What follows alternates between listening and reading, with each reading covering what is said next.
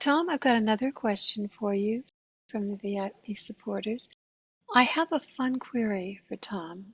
Let's say I've passed on from this life and I'm experiencing whatever it is that I experience, old friends, etc.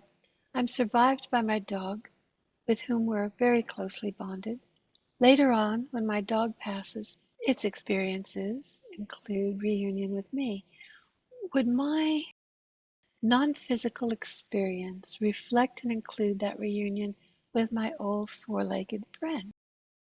I have some great things in the works and look forward to interacting with you in a much more contributory way one day real soon. Okay, well, there's a lot of assumptions there about what happened and what was going to happen. So maybe I can just answer this best by saying that you can, if you learn how to quiet your mind, if you get the mental discipline in meditation, or if you learn to fill your mind with imagination, either path will take you there. You can get to the point that you are no longer here, and then you can bring up to your mind your four-legged friend and just want to be with them and reconnect with them, and you will, and you can, and it will be a lovely reunion. So I would say just do that if you want to have that connection and redo it. You have to get there first, though. You can't get there with your intellect. You have to get to that point where you are no longer processing your sense data, because that's all in the intellect. And you need to have the discipline or the experience with your imagination to get to the point where you can just be. You can just be. And then say, oh, I'd like to be with my old four-legged friend. And then you remember him. And pretty soon, there he is. And then you interact with him. But when there he is, you say, oh, am I just making this up, or is that really my dog? Well, now it'll just all disappear because you just brought your intellect into it by judging. And poof, it's gone. So just have the experience. Just enjoy it.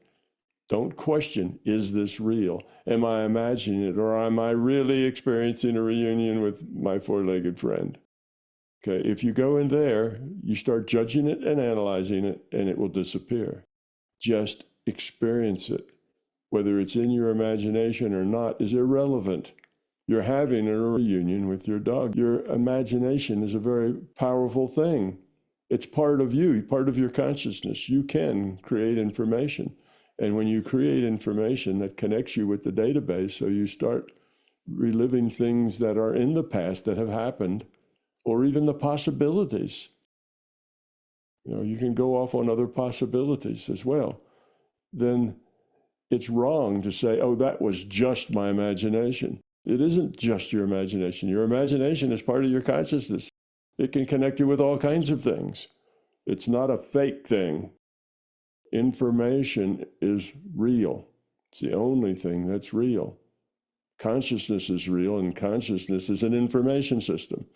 Information is real.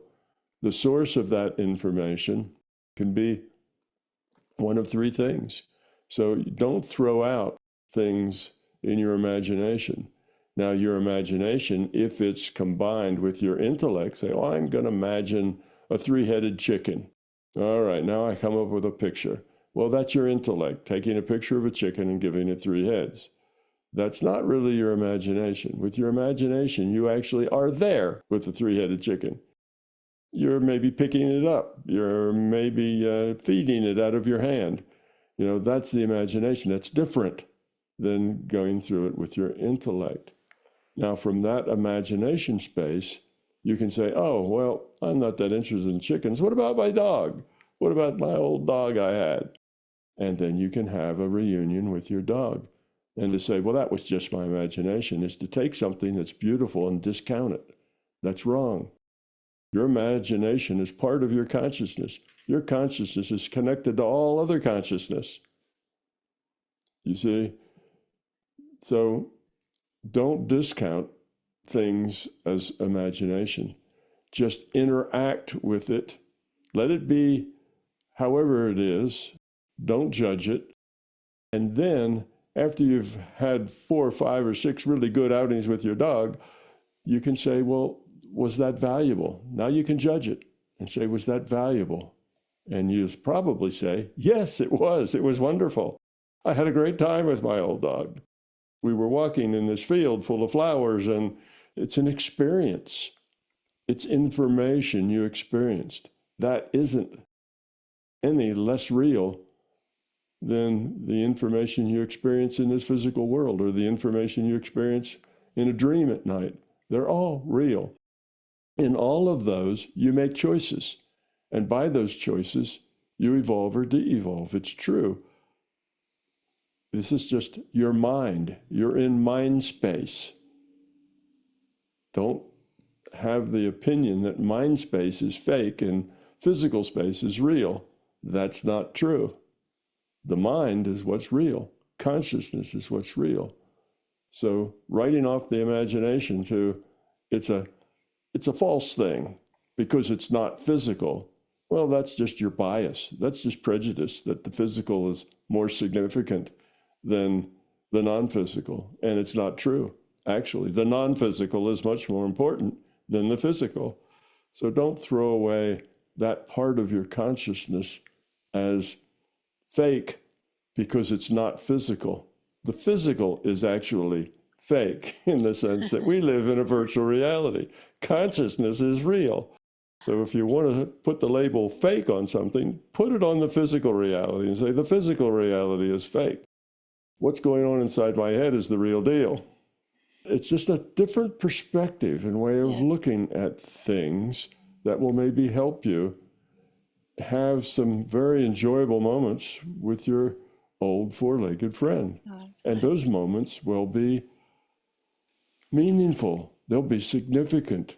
You'll come out of that interaction feeling better, feeling good with a smile on your face. That's not insignificant. That's very significant. So you have to stop the idea that the physical is real and that everything else is a figment of your imagination. And that kind of says that your imagination is not real. It's just something you make up.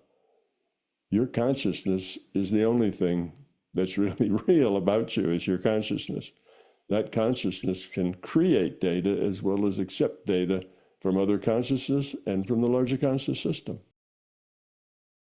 That you create that information does not make it not real. So it's a bias we need to get over. Yes, it can be very valuable. It can make you healthier. If you romp with your old dog and that makes you relax, that gets rid of your tension, it's really a fine thing.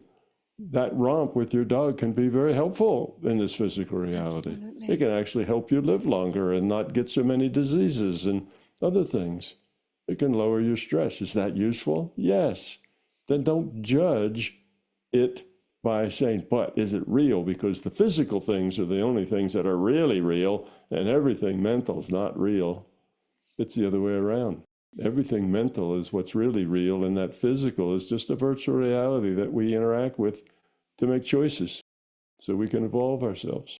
Well said. So give up that prejudice and go play with your dog. Oh, speaking of the dog, what if in a situation the dog dies first? You always speak of dog consciousness. Is that dog connected to the human that's the survivor? And what would happen in that scenario? That dog is just like people. Consciousness is consciousness, and it works the same way with dogs as people. They're just different capacities of consciousness that have different capabilities.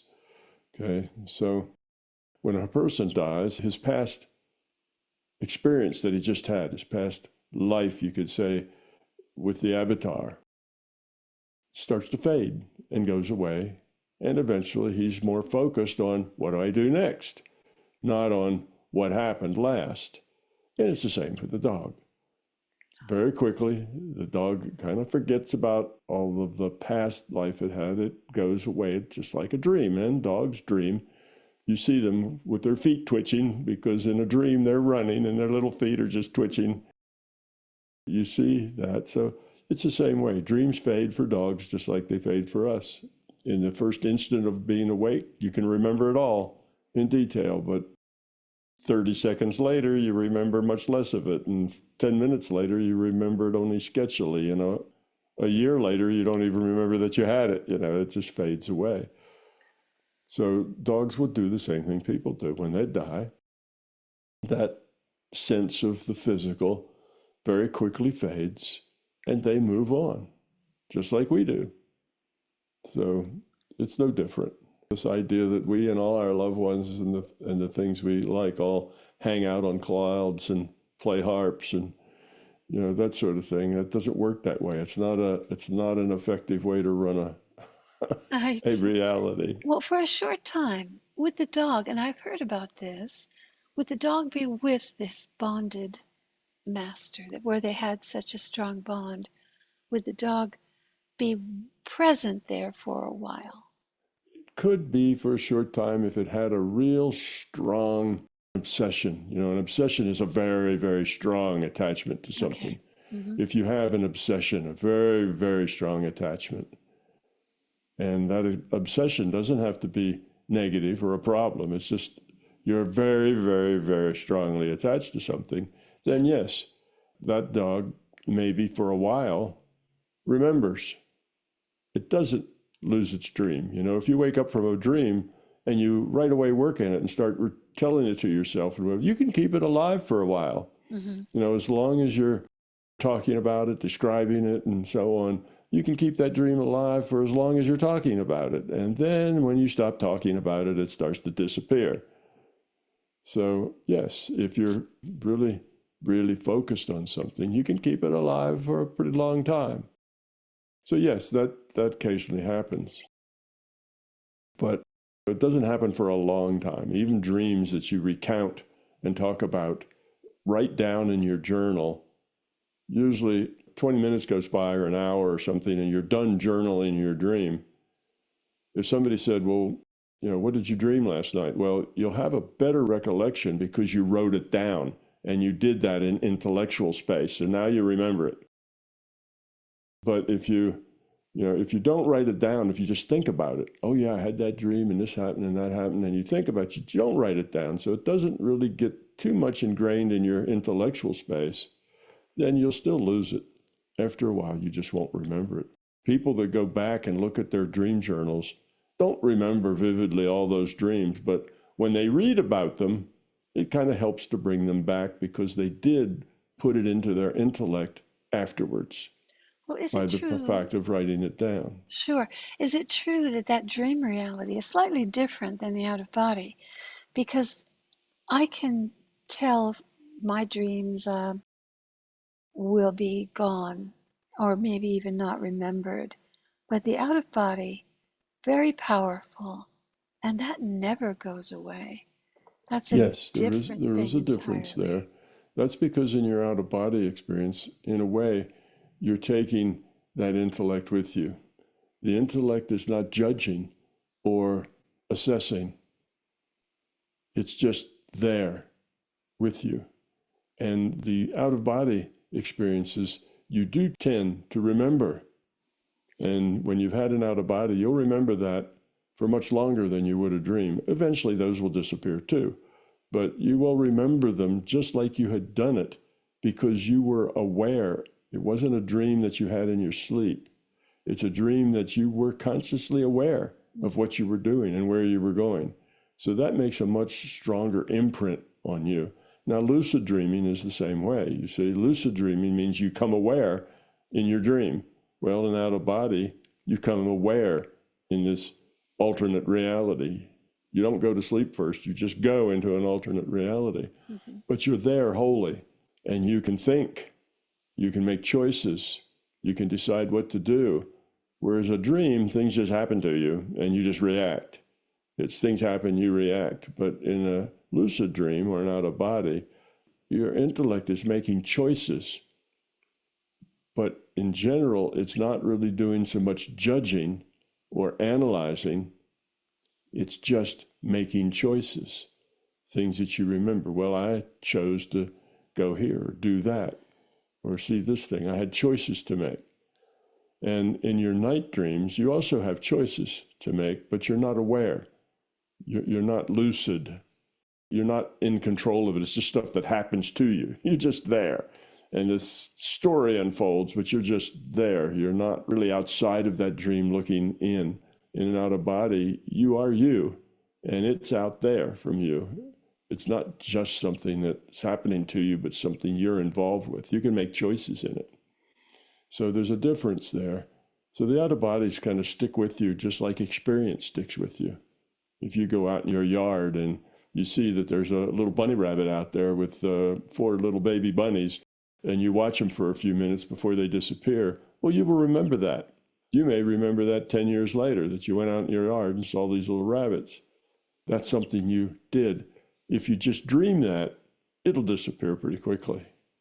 There's a big difference. And if you do that out of body or in a lucid dream, you'll remember it very much like you would if you actually saw it, because you're actually awake processing that. But the intellect is not analyzing and judging, it just is experiencing. If it starts analyzing and judging, then it tends to ruin the picture, and it all disappears. That brings you back to this reality. Thank you, Tom. Well, Rick, I think we gave you a little more than you asked for there. We ran the gamut on it, but that was really fascinating. So I hope you enjoy it. Thank you, Tom. Love is the answer. If there's one way to discover this truth that Tom Campbell, physicist and consciousness expert, has concluded, it is through your own experience. Give yourself the gift of experiencing yourself. After all, Tom has stated so many times that if it's not your experience, it's not your truth. So learn to experience with Tom's Exploring Consciousness and Everything Paranormal program, and unlock those natural abilities for yourself. Discover why love is the answer. Binaural beats included to assist you. Details are in the description below. Thank you.